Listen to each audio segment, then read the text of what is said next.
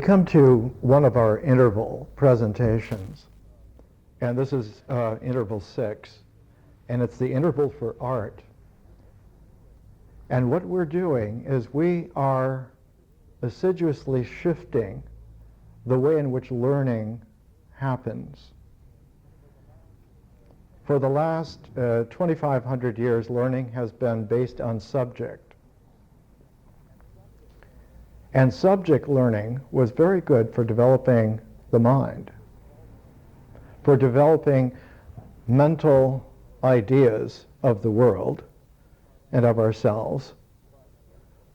But in the focus of just integrating everything into the mind by subject, an ideation skew set in. And every time a civilization began to power itself up, the skew in the mind resulted in an increasing independence of reality from actuality. And increasingly, this skew was made up for by ever more powerful ideological forms that were projected upon the human population. And instead of getting a natural flow of culture going into an integral in the mind with the imagination, with ideas, with symbols, the symbols became increasingly tyrannical and forced forms upon culture that reduced it to categorized, doctrinaire, diced up, freeze-dried, squeezed out, and because this was not working well, eventually empires and larger empires were made out of this. We're next week going to begin with history, and we're going to see how two of the most powerful ideational peoples on the planet failed miserably. One of them was the classical Greeks, and the other was the classical Romans. And we are still inheritors of a great deal of that failure. And it was never a failure because of not being intelligent about it. We will see that the history of civilization is a failure because its successes were not detectable by the mind to be insipid failures of reality. So we're shifting from subjects to learning by phases. And our phases are phases that occur in an order that naturally develops. And we began with nature. And we began not with nature as a subject, but with nature as a process. And out of that process, we saw that existential forms actually take shape. They actually cinch themselves into objective stability because the action of their occurrence, their emergence from nature, gets cinched in several ways. One of them is through electrical charge, through polarity of positive and minus electrical magnetic charge. Another is through chirality of left-handed or right-handed spin. And so the very atoms that are made, the very molecules that are made, the very cells that are made, had this and do have this constant iterative quality to them. And that iteration happens so frequently, so fast, so many billions of times per second, as we would call it, that it takes a very fast kind of a photography to capture molecular action. And at Caltech, femtochemistry was developed by an Arab genius from Alexandria who was taught at Caltech for the last 25 years. And femtochemistry is chemistry on the level where you take billions and billions of a second, not just a nanosecond, but a femtosecond, and you can actually see molecular processes going on. And just this past year, Ahmad Zewail's department perfected going down to the attosecond, where one can see atomic action. And one can now physically see that reality in its objective existentiality reiterates constantly at enormous speeds and paces, so that something that is extant, something that is objective literally because it reinstates itself trillions of times per second. One of the interval geniuses that we're taking today, Wassily Kandinsky, was intuitive over 100 years ago that reality was definitely a vibration which was real and not just an occult appearance, was not a deception of metaphysics, but that there was an actual vibratory nature to reality, and that art was a very special expansion of that vibration. But that one of the things that got in the way of him understanding how to paint so that he painted free in reality was that the material world, with all of its ideational prejudices, kept getting in the way. One of his great friends was the composer Arnold Schoenberg, and there are volumes of Schoenberg and Kandinsky's letters to each other. And they met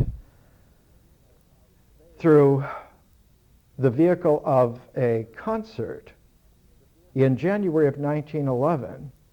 A couple of Schoenberg's pieces, the first two string quartets and a couple of short pieces, were played, and Kandinsky heard something new that was exactly in music what he was trying to do in painting. And so he corresponded with Schoenberg, and they came together, and they put together, with Franz Marc and August Macke and a few other artists, an exhibition called The Blue Rider, and they made an almanac to go with it. In fact, there were two Blue Rider exhibitions, but the second Blue Rider almanac was never published because World War I broke out. In the Blue Rider almanac of 1912, this is what Schoenberg said: "This capacity for pure vision is very rare and only to be found in highly cultured people. It is understandable that the most uninformed in art are lost when a few accidental difficulties bar their way to the enjoyment of music. Our scores are more and more difficult to read. They are given comparatively few performances, and often these are so fast that even the most sensitive listener receives nothing but a fleeting impression.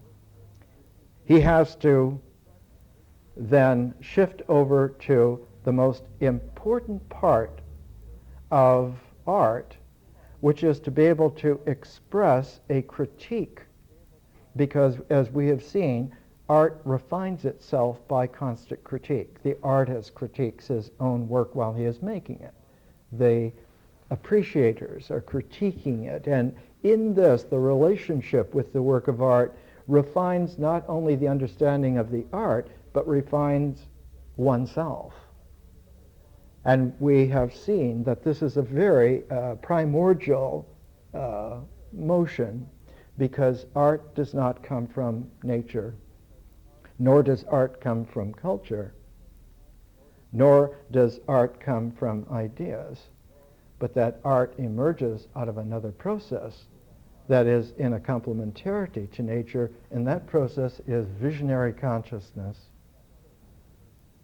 And that visionary consciousness we've seen.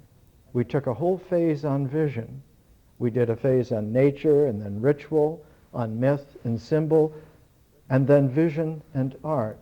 And we've seen that in this syncopation, a phase of process is followed by a phase of form.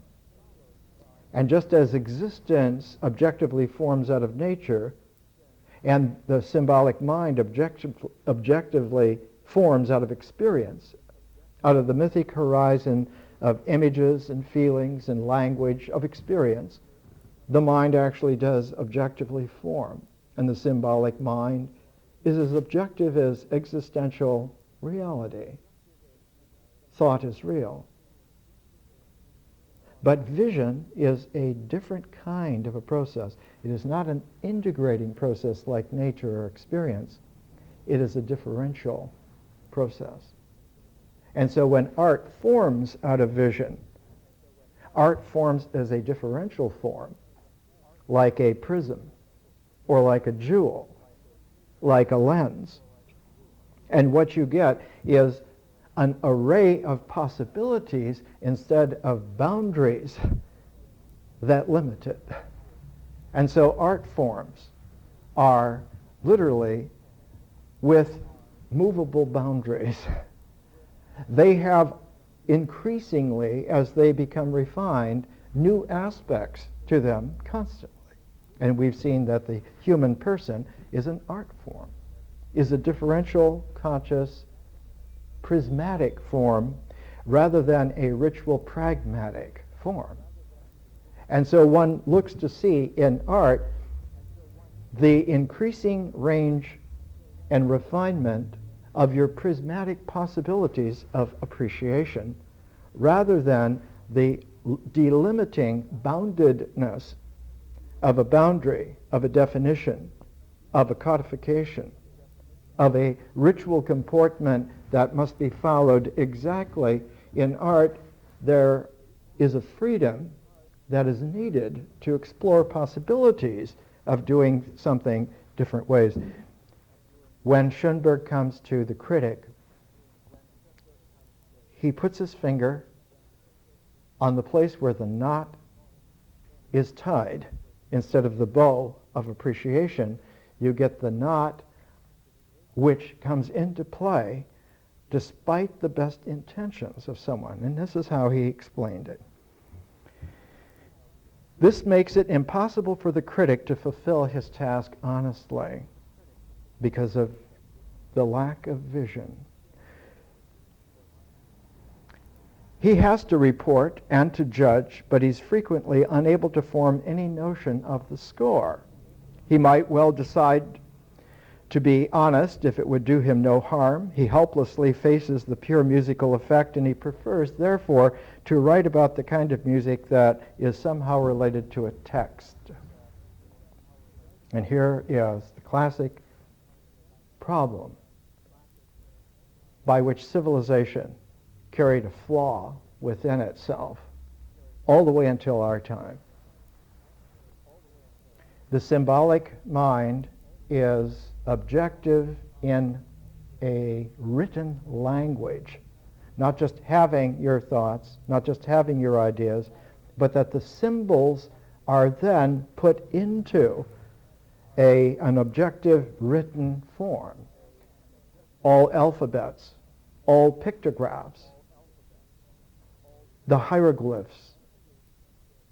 Language is always in its written symbolic form a higher integral of the spoken language of oral speech, of experience, of that mythic horizon, the process of talking together, is integrated in the writing down of the document, and the document then becomes a text.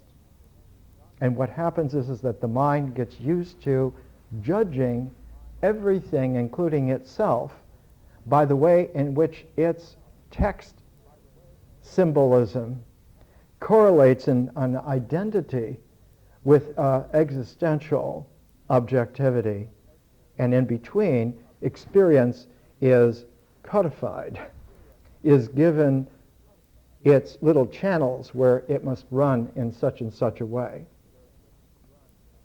By Kandinsky's time, with Schoenberg, Paul Klee, a number of artists, they began to realize that art is exactly in a place where science is, and that the two forms, art forms and science forms, faced a very similar, resonant, problematic. And just as we'll see when we get to science later on this year, we'll remember what we have done here in the art phase, and that the development of science in the last 150 years has been very similar to the development of art. The resonant forms of art emerge out of the way in which consciousness, visionary consciousness, is an aesthetic space, an actual aesthetic space. It has a space of appreciability that emerges out of it. And here is Schoenberg's final statement about the critic. He's talking about a music critic who cannot hear the music because it doesn't match his ideas of a textual music that he would relate to. So he says this is a very peculiar situation, but it isn't just that the critic does this. Even if a composer is writing a critical piece about a piece of music, he slips into the text mode of the mind and does not look at it. He says, even if he is a good composer, for at the moment that he is writing criticism, he is not a composer, he is not musically inspired. If he were inspired, he would not describe how the work should be composed, he would compose it. This is even faster and easier and more convincing for one who knows how to do it.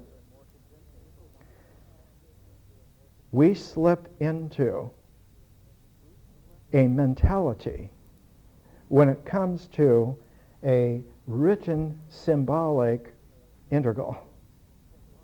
Anytime that we use symbols in our mind, it always comes back to this form, and it's like an ingrained quality in civilization, which you do not find in cultures.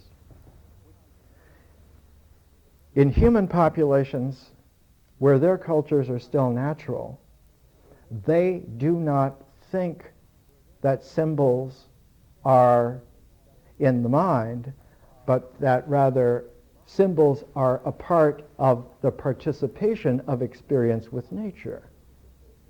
That when you participate with nature, when you go au naturel, then the way that your mind works is exactly the way in which existence comes out of nature. And they don't need to have an identification. They don't need to have a codification. They don't have to be put together. They are together. They're tuned. And so the artist is constantly trying to get himself back into the right aesthetic ideas in order to make art, and this is where people, artists like Kandinsky, Matisse, Picasso, starting with Monet, that there was a revolt against this. And our little book that we're using for the interval, Kandinsky's Concerning the Spiritual and Art, was published in 1912. And it was exactly in this year that Schoenberg's book on the theory of harmony came out. It was published in 1911, and very quickly he did a revision. And this is the University of California Press translation of it done in 1978. Schoenberg taught here at USC, University of Southern California, for several decades. And the Schoenberg legacy in Los Angeles, very, very big. This is the third edition of 1922. But all of these books came out at the same time, 1911, 1912. The Blue Rider Almanac, The Theory of Harmony Concerning the Spiritual and Art, any number of works of seminal nature, and they came out because there was a sharing in the artistic community of that time of this problem. The problem was what led to abstraction in art. And abstraction, a definition here from, there was a exhibit on the spiritual in art here in Los Angeles and several other cities in 1985. The spiritual in art, abstract painting, and the definition they give here, abstraction is characterized by the notion of cloaking the relationship between the observed world and a created image. To abstract means to withdraw, to take away secretly, to draw off or apart, to separate in mental conception. But the actual separation is not a separation in mental conception. It is a separation from mental conception. That the revolution in art was not to think the art, but to let the art emerge from your own visionary participation. And it turns out that experience, like any process, has the ability to flow either way. It has a symmetry of charge, a symmetry of chirality. And just as experience, the mythic horizon of experience, can flow with nature, it can also flow with visionary consciousness. But when it does, visionary consciousness, being a differential process, flows the other way, and so the two flows interpenetrate. If they were two forms interpenetrating, you would get a fabric.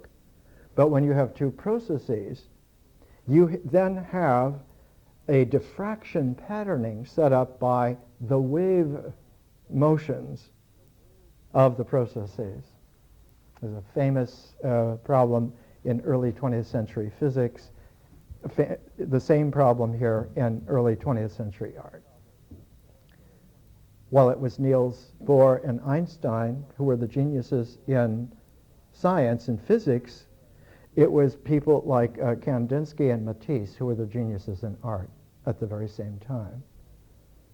Part of the difficulty, how do you use symbols if you're not allowing yourself to think with them?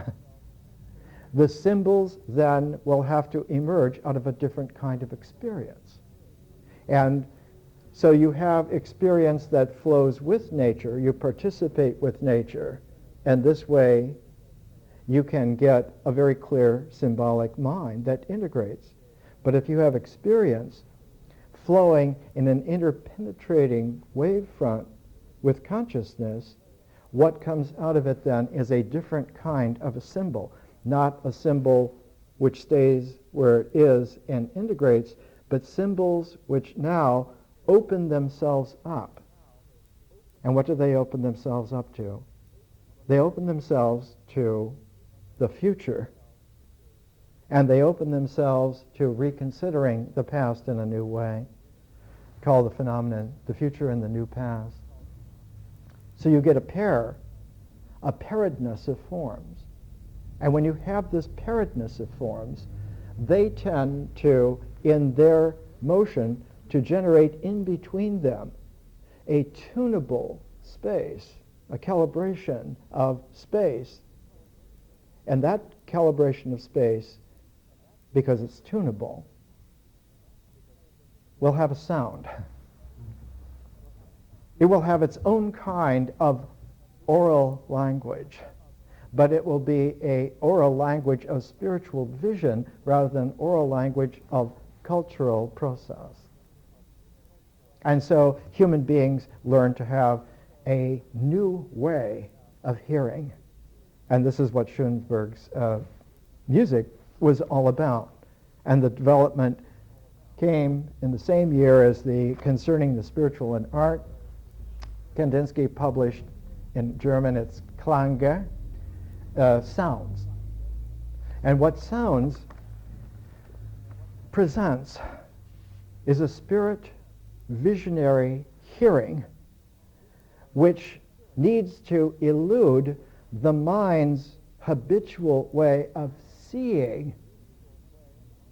And here's one of the little poems from Sounds. It's called Different. This is like a Zen koan. It is trying to retune our hearing so that what we hear is a spiritual tunability rather than an integral experience, an integral mentality. Different reads like this. Once there was a big 3, white on dark brown. Its top curve was exactly the same size as the bottom one. At least that's what many people thought. And yet, the top one was just a little bit bigger than the bottom one. In the mind, we get a mental symbol, a brown 3 or a white 3 on brown, and we visualize in our mental symbol that 3. And it is said that the 3 is perfectly symmetrical. The top and the bottom of the 3s are exactly right, and yet in reality, the top one was just a little bit bigger than the bottom one. Now what happens is that the symbolic mentality has to constantly shift its visionary ground. The image that has become a symbol in the mind wants to stay in its integral, and yet by this kind of exercise, it is constantly, iteratively, vibrationally being nudged out of its stability. And when the mind cannot hold a stable symbol, it resorts then to not having a correlation with something objective through experience, but it seeks to have a correlation in a different way of an expanded transform of possibility, and that's where the realm of art is. The objectivity of art, the prismatic differential presence of art actually is a spirit form that has emerged out of visionary consciousness, out of the aesthetic space of vision. And that's why Schoenberg said, if someone was really understanding and you were in the process of being inspired, you would not write a mental critique of something, a work of art, but you would be making art. And the same way that you would not be writing a psychological profile of an individuality, you would be exploring possibilities of your person. And instead of having a material world-based symbolic mind, your symbolic mind would be open to the possibilities of, indeed, a wider world. And in this,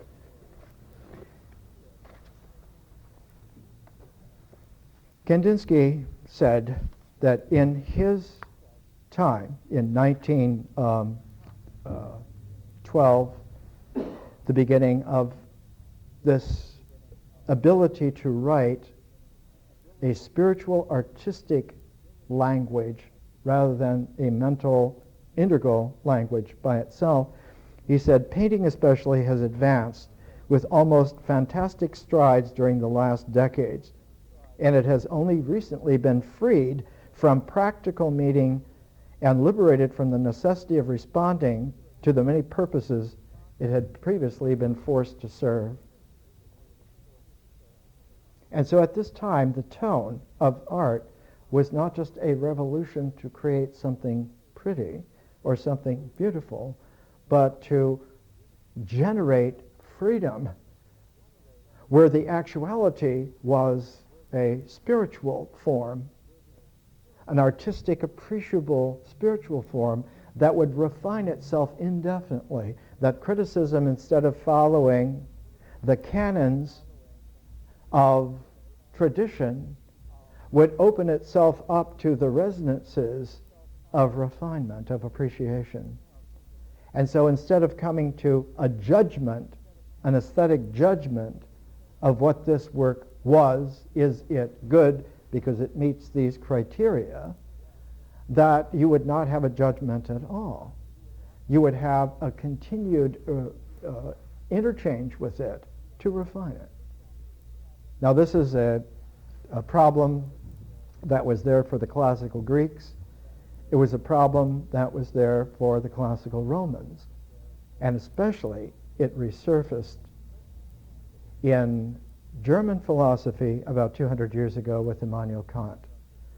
And in his great critiques, the critique of pure reason, the critique of judgment, the critique of practical reason, the codification, especially in the German language, was to make sure that everything was exactly so, exactly right, perfectly defined by criteria that could then be learned. And the model of this is the ancient technique of instructing rather than learning. And the mode of instructing was largely in the form of an oral delivery called a sermon. In fact, in the early 1700s, one of the greatest sermon writers of all time was an American preacher named Jonathan Edwards, who was one of the most refined deliverers of sermons of all time. He later went on to become the president of Yale University in the 1750s. His sermons were preserved perfectly, and also the notes taken by his parishioners of his sermons, and when you compare them, the notes were exactly like what the sermons were, and so he was successful because the people hearing him could reproduce exactly what he had said through their hearing of it. This is an instruction identification mode. It betrays the mind so that it fears going into freedom, fears going into openness. Later on, Edwards became very alert to this, and he wrote a book that was not published until 1948, put together by a historian named Perry Miller, about images and the shadows of things in the world. And that the mind, in this kind of instruction mode, this kind of sermonizing, doctrine-building mode, will always consider that either the things in the world are shadows of what are real in the mind, or, God forbid, that the mind is filled with the shadows of things that are real in God's world, and man is very evil because he has a mind of shadows. Or that the world is evil because it is only the shadows of the mind. And so one gets caught in this kind of almost like an absurd Gnostic ping-pong game. And what science and art 100 years ago did was to make in art an avalanche of attack against this false mentality. It is false either way. The world is not a shadow, and the mind is not a shadow. It's not a question of good and evil. It's a question of reality. And the reality is critiquable in art and analyzable in science. Science is capable of an objective analytic, and art is capable of an objective critique. The artist, in fact, knows when the work is done, not on the basis of a judgment, but on the basis of his person being expressive in the work of art to the satisfaction that even in an abstract way, the work of art and the artist will reemerge whole. This was one of the great points. And when Kandinsky began to teach in Germany at the Bauhaus with Paul Klee and Walter Gropius and a number of other very Laszlo Moholy-Nagy, he wrote one of the little books that they used at the Bauhaus. Klee wrote the pedagogical sketchbook, and the first pages of Klee's pedagogical sketchbook are all about a line and what you can do with a line artistically.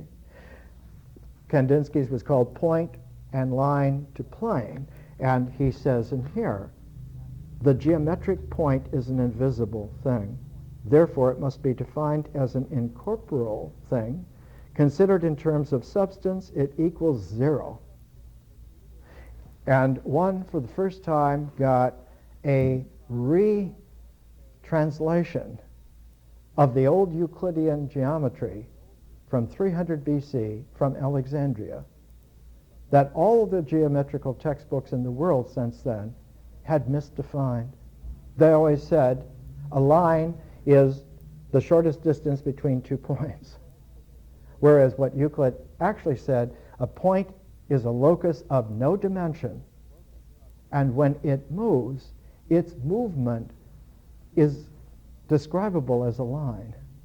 But it is not just a straight line, it is any kind of a line. It can be a squiggle, it can be a circle, it can be an arc, it can be straight, whatever it is, that the geometricity of the symbolic mentality reduced it down to a codification that it never had, because Euclid was a Pythagorean mystic, just like Kandinsky and Klee were artistic mystics.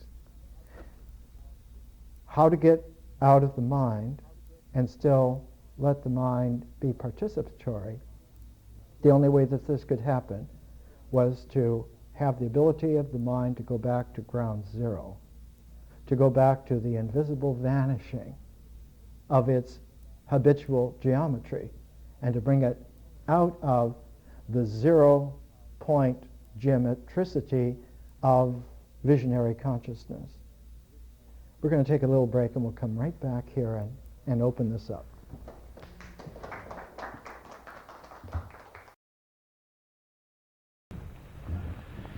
Let's come back. We're looking at a very powerful transform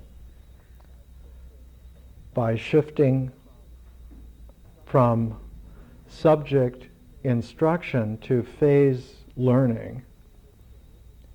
It permits an interpenetration of nature and consciousness completely, so that the array of differential consciousness can play throughout the entire scope of the ecology of nature. Previously, insight was limited to moments, or one would get flashes of an idea, or you would have to work for a long time to get to a threshold of saturation so that there could be a breakthrough, an opening. We're all familiar with these kinds of words. The percentage of a human lifetime that was taken up with moments of insight and breakthrough was minuscule. With this kind of learning, it will become a characteristic of their entire life, all the time. Which also then yields that life itself will have a more real quality to it. Kandinsky, in Concerning the Spiritual and Art, almost 100 years ago, wrote it this way: the effects that we receive, which often appear chaotic, consist of three elements: the action of the color of the object, of its form, and of the object per se, independent of either color or form. Notice here that the object per se is the existentials, the product of its existence, the body. The form is the mind, the objective structure of the mind. But the first one, the action of the color of the object, refers to the mythic horizon of experience. It isn't the action that creates existence, it's the action of color in experience. And so you have here the three elements are ritual, myth, and symbol. Existence, experience, and essence. He says at this point where we can recognize that these three elements are always operative, at this point the individuality of the artist asserts itself and makes use of these three elements. That is, the person, the spiritual person. The translator here 100 years ago did not have our facility with exactness. Individuality is actually a form in the mind. It's a symbolic form. It's an idea of self. Whereas the artistic person is a differential prism and is quite distinctly different from individuality. What the artistic person is related to is the character of ourselves in our experience. There's always a protagonist in a mythos, and the protagonist always has a movement of beginning, middle, and end. It has this kind of a storyline. It's the story of Orpheus. It's the myth of Orpheus. It's the story of Aphrodite. It's the myth of Aphrodite. It is the narrative concourse of the mythic horizon of experience, and while visionary consciousness can interpenetrate with that and produce this interpenetration of waves, the artistic person now is grounded not just in emerging out of consciousness, but of also emerging out of a transformed experience. And so Kandinsky says, it is clear, therefore, that the choice of an object, one of the elements of form, must be decided by a purposive vibration in the human soul. Therefore, the choice of the object also originates from the principle of internal necessity.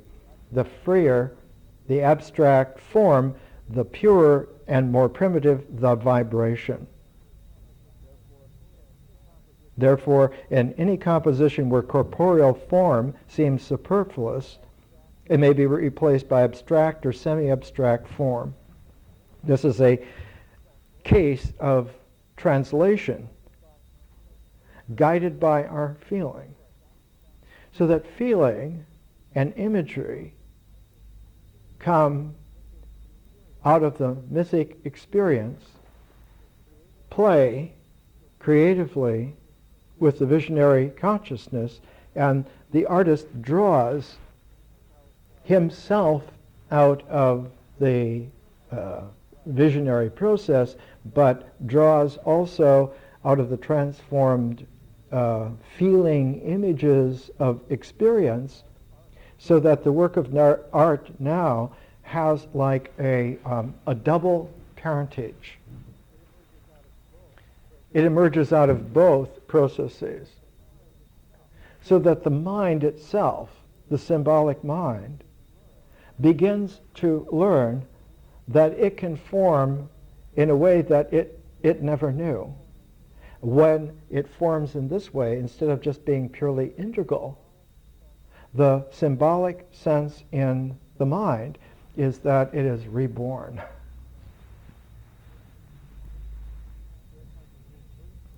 It has a rebirthing quality to its nature. And so art, the art of creativity, the creative art of person making, is actually a rebirthing of oneself.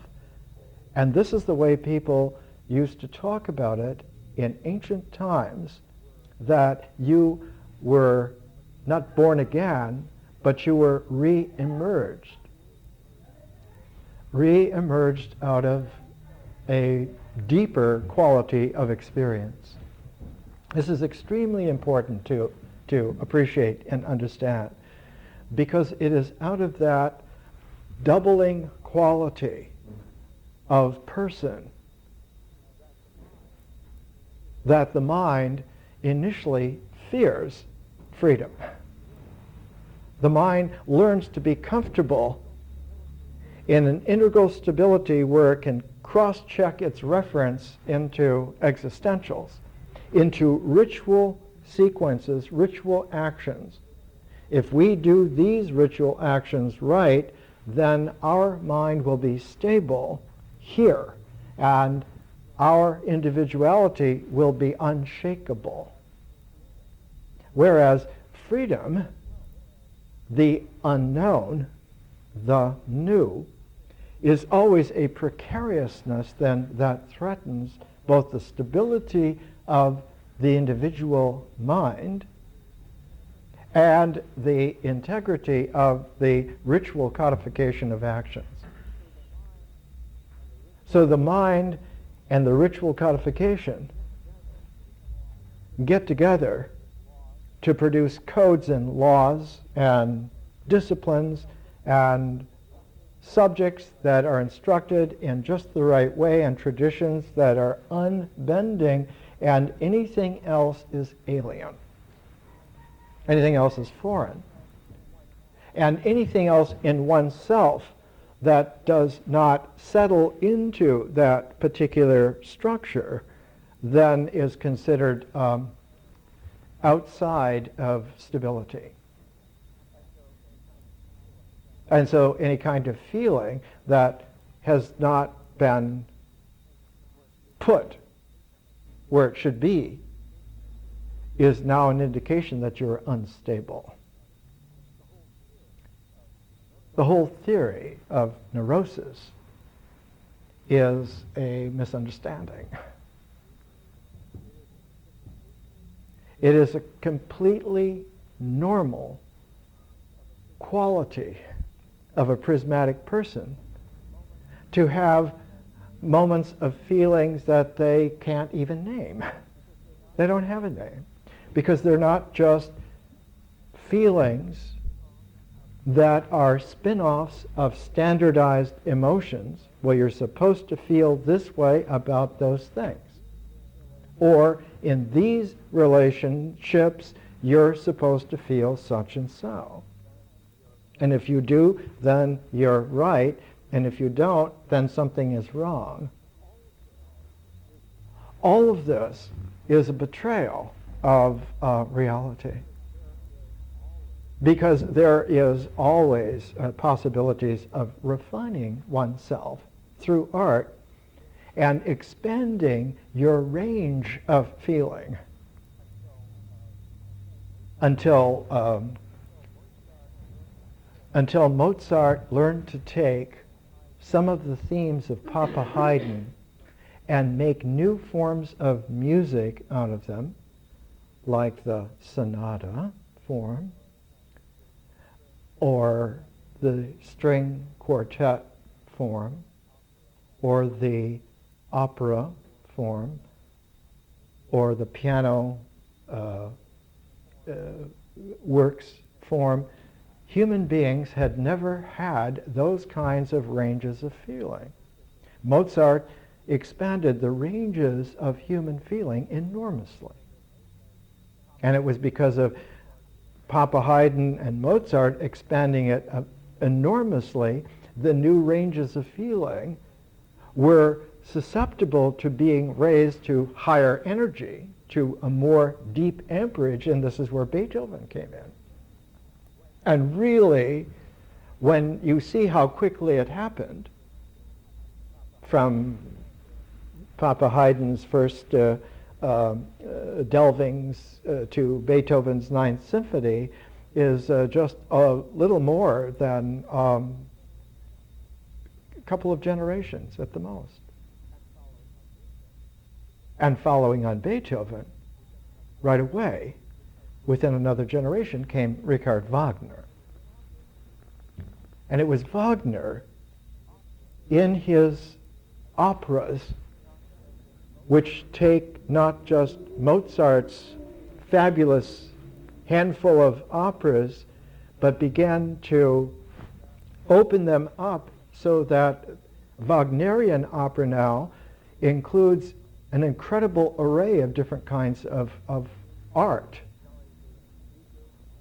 Not only the music and the ballet-like movement and the mythos, the symbols, the vision, the visionary ratios of experience. And it was while watching a production of Lohengrin when he was 30 years old in Moscow that started Kandinsky to be disappointed in the career that had been chosen for him, which was essentially to be a lawyer in Russia, in Moscow. And one thing that had prepared him, had sensitized him, is that he went around collecting folklore from the northern parts of Russia. Not only the Russian, but the Finnish populations in the far north.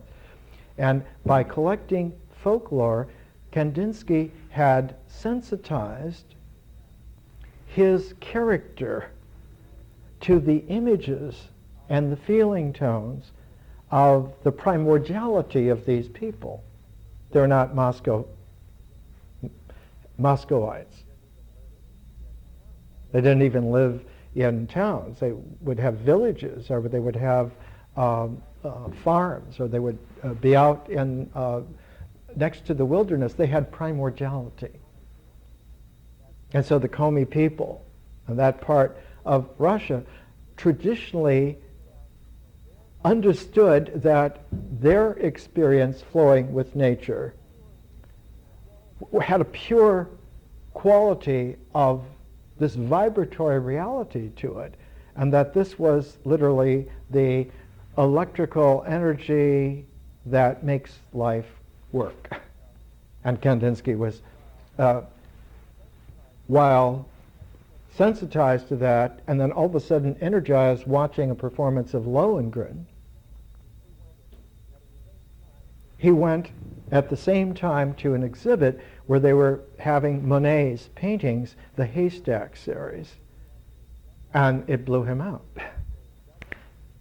It was like a double realization from Wagner's multiplicity of art to Monet's impressionism over the same forms painted at different times of days, making an array like the octave of sound in music. And he realized that by having an array, literally of phases of something, you get a different quality of what it is.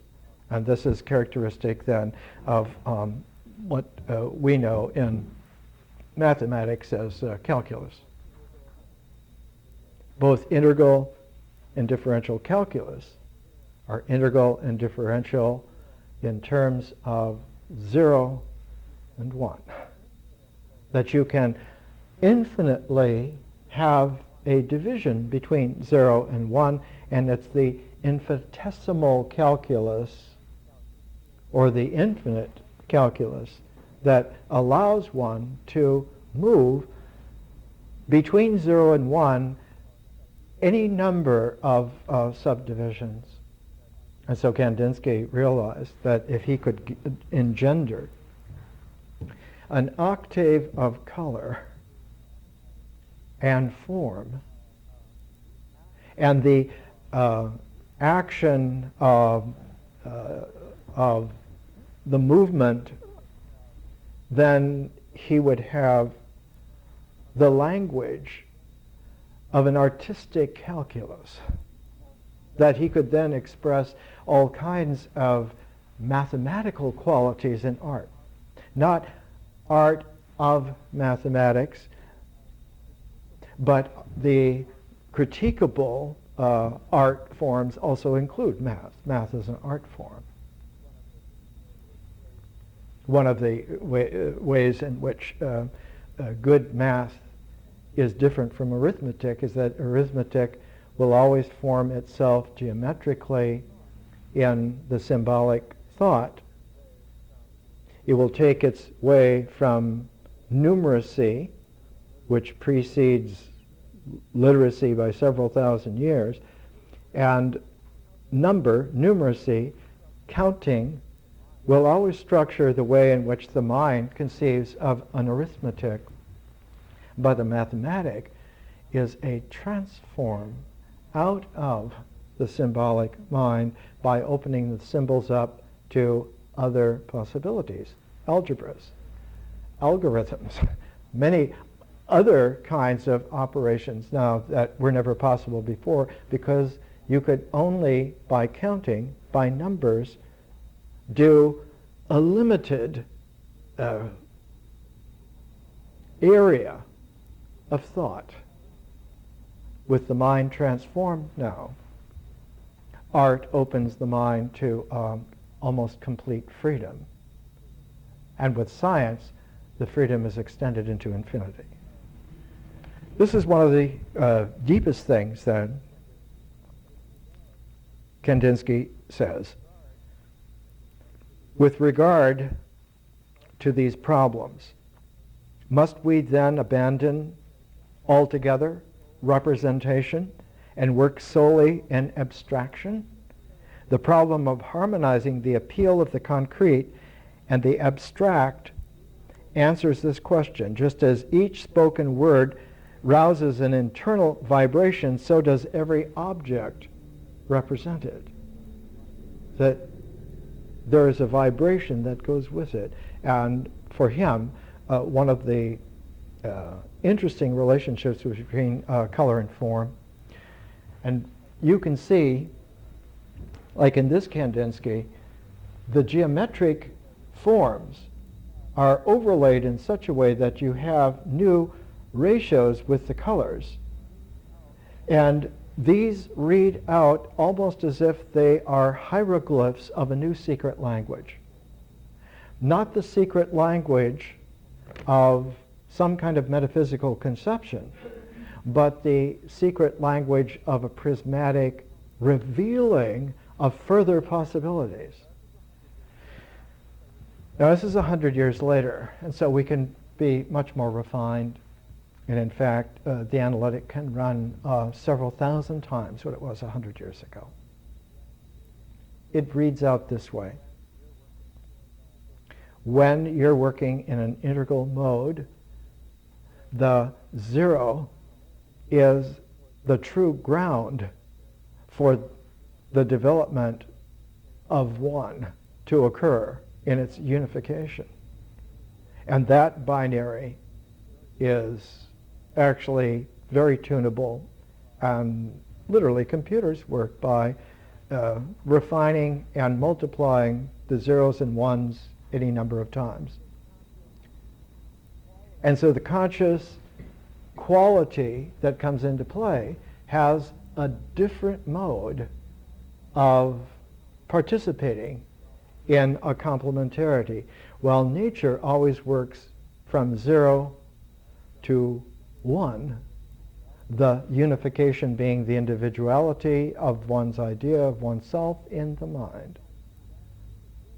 But one can integrate that unity to a vanishing point.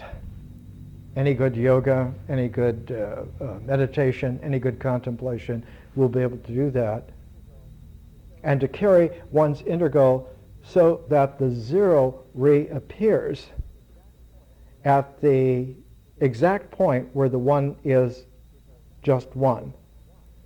Because the 0 and the 1 having a complementation, the oneness, once it is achieved perfectly and simply and purely that way, it can vanish into the 0 without losing itself and re-emerge as 1. Or it can come back in a very interesting way.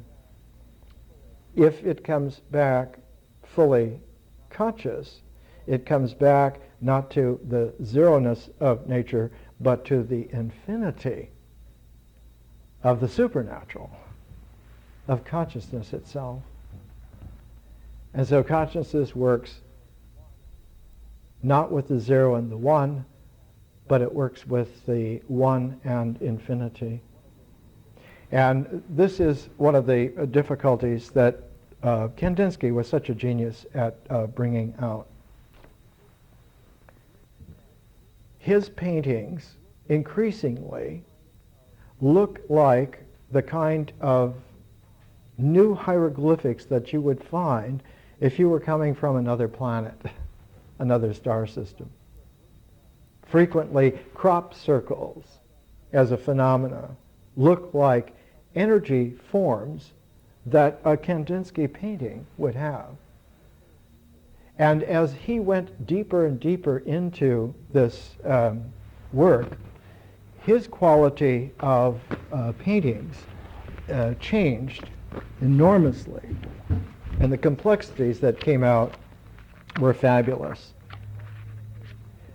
Here's a painting from 1934 called Relations. Every single form in here is a complex ratio of color and form. And there are dozens and scores of them, and they all participate in the same context, not a background. But watch what happens when we have another painting. This is from 1944. This is called the L'élan temperament, the lively temperament. His forms towards the end of his life began to have these qualities where they were not representations, but they were presentations of not just the works of art, but our appreciation of them drew us out into a whole new relationship, the prismatic relationship from ourselves, that when it really glows, it brings consciousness all the way through the person, through the prism of the person, and it plays out in what we will come to understand starting next week as history.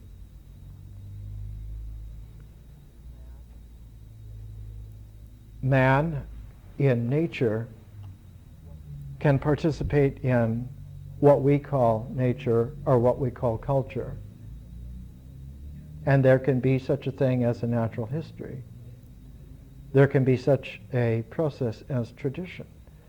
but history itself does not occur. The historical process is a higher form of vision.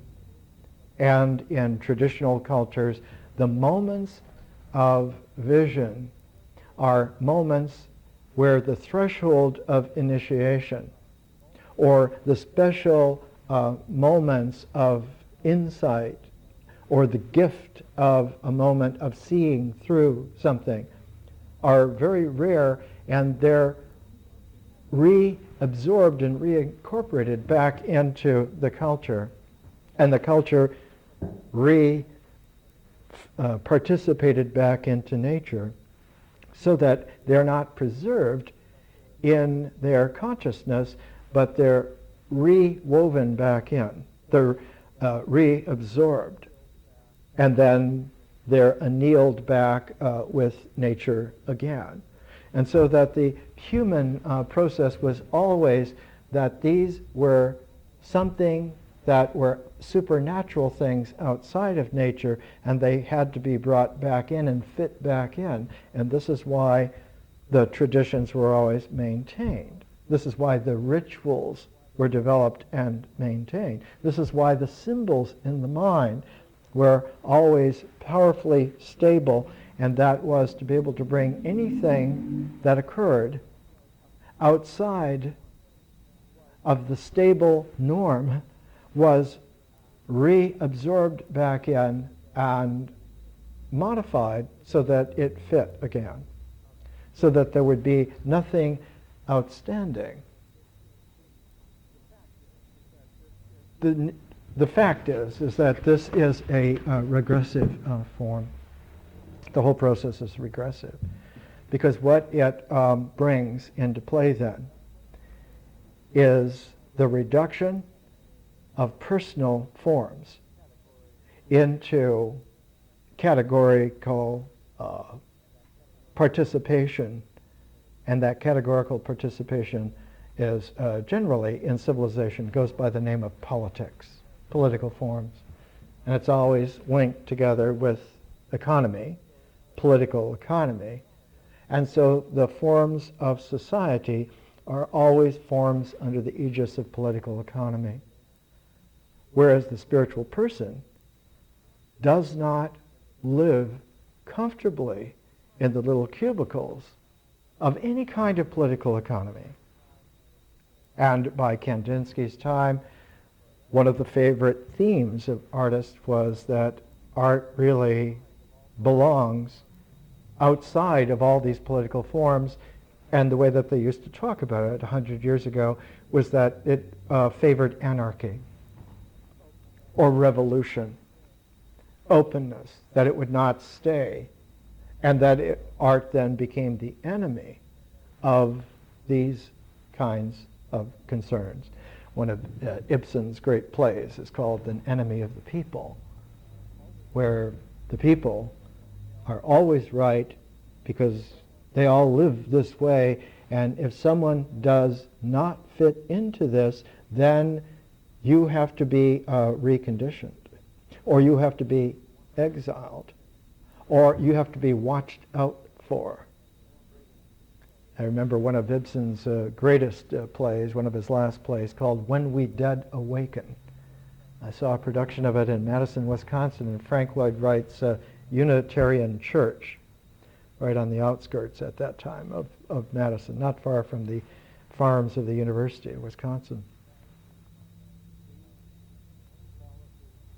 These qualities of art 100 years ago bothered all of them because they realized that if we remained in any kind of traditional mode whatsoever in terms of our symbolic, cultured rituality, we would not have consciousness.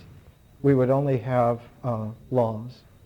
We would not have art. We would only have a reinforced doctrinaire ideological life. And so you found everywhere in the art of the time, and Kandinsky was one of the geniuses. Like writing the Declaration of Independence, because he was the one that found how to make an abstraction, not in the mind, but an abstraction from the mind that later could return with a transform back to the mind and literally teach it how to be teachable, prepare it to be prepared. And this whole technique was the reason for writing concerning the spiritual and art in the first place. He said in a preface to the second edition of the Blue Rider Almanac, he wrote, which never came out because World War I happened. This was in February of 1914 that he wrote this. The spreading of the spiritual movement, as well as its strong concentric force that powerfully attracts more and more new elements, manifests its natural destiny and its visible goal. Thus life really goes its own way. The thunderous characteristics of a great era are almost inexplicably ignored by the public, including many art theoreticians, so-called. In opposition to the spiritual trend of the time, more than ever, continues to consider, to analyze, to systematize the formal element exclusively. Maybe the time has not yet come for hearing and seeing. But the justified hope that that time will come is rooted in necessity. And it's this hope for publications like concerning the spiritual and art, because the powers of tradition had become so effective in reducing human beings down to the fodder of political economy forms that eventually integrate into tyrannical empires, that the only thing that has ever happened in any civilization is that it ossifies itself until it smothers the life of those that it contains. That civilizations carry the flaw of death within themselves by relying on a mentality that fears freedom, on an individuality that is afraid of variety, that eschews the kind of character that is willing to step outside of the traditional nature to find new possibilities that perhaps an expanded nature would have. And so art is the harbinger and the bearer of whole new social forms. They would not be political forms, they would be aesthetic forms. And of course the mind right away says, well, aesthetic forms would just be nice frills. The reason why the art budget of California's grade schools has been cut is to save money because this is a superfluous frill. That's the reason it's given. But the true reason is that children raised with an art appreciative sensitivity are more difficult to manage in controlled political forms. Once this phase learning goes into its development, the first 8 grades will be the presentation of whole year long versions.